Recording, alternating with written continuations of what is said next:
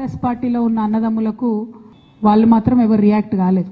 ఎందుకు కాలేదు అన్నటువంటి విషయం ఒకటి ఆలోచించాలి. రెండు, మీ అందరికీ తెలుసు, నేను ఎప్పుడు కూడా నిర్దిష్టమైన సమాచారం లేకుండా మాట్లాడను. ఇవాళ నేను చాలా నిర్దిష్టమైన సమాచారంతో చెప్తున్నా.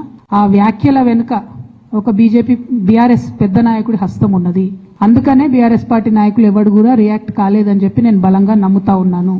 ఆ కుట్రలు చేసిన పెద్ద నాయకులు ఏమనుకుంటున్నారంటే, నా దగ్గర ఎవరో 10 మందిని పెట్టి నా దగ్గర జరిగే అంశాల సమాచారం ఎప్పటికప్పుడు తీసుకుంటున్నామని చావు తెలివితేటలు ప్రదర్శిస్తున్నారు. కానీ ఆ బాగా పెద్దగా ఉన్న నాయకుడికి అర్థం కావాల్సింది ఏంటంటే, అక్కడేం జరుగుతుందో కూడా నాకు సమాచారం వస్తూనే ఉంటది. మీరు ఏ టైంలో ఎవరిని కలిశారు, నా మీద వ్యాఖ్యలు చేయడానికి మీరు ఎవరిని ప్రోత్సహించారు, మీరు ఎంత కింద స్థాయికి దిగజారి మీరు అటువంటి వ్యాఖ్యలు చేయించారు, ఇవన్నీ కూడా నేను చూస్తున్నా, గమనిస్తున్నా. నేను బలంగా కర్మ సిద్ధాంతాన్ని నమ్ముతున్నా. నేను మళ్ళీ చెప్తున్నా, ఇవాళ మీరు నన్ను ఒంటరి చేసి ఏదో చేయాలని అనుకోవచ్చు, నా మీద ఇటువంటి వ్యాఖ్యలు చేపించి చునకానందం పొందొచ్చు టెంపరీగా, కానీ దేవుడు అనేవాడు ఉన్నాడు. ఖచ్చితంగా అది మీకు తిరిగి కొట్టే సమయం వస్తుంది. ఒకటి.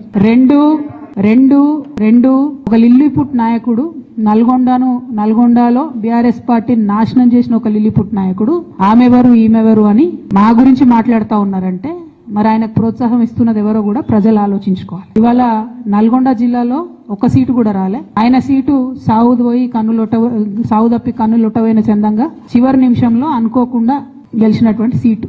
ఎన్నడూ ప్రజా ఉద్యమాలు చేయలే. కేసీఆర్ గారు లేకపోతే మరి నువ్వెవరు, అది కూడా ఆలోచించుకోవాలి కదా. కేసీఆర్ గారు లేకపోతే పార్టీలో ఉన్న ఏ నాయకుడైనా ఎవరు, ప్రజలకు మనందరినీ పరిచయం చేసింది కేసీఆర్ గారే కదా.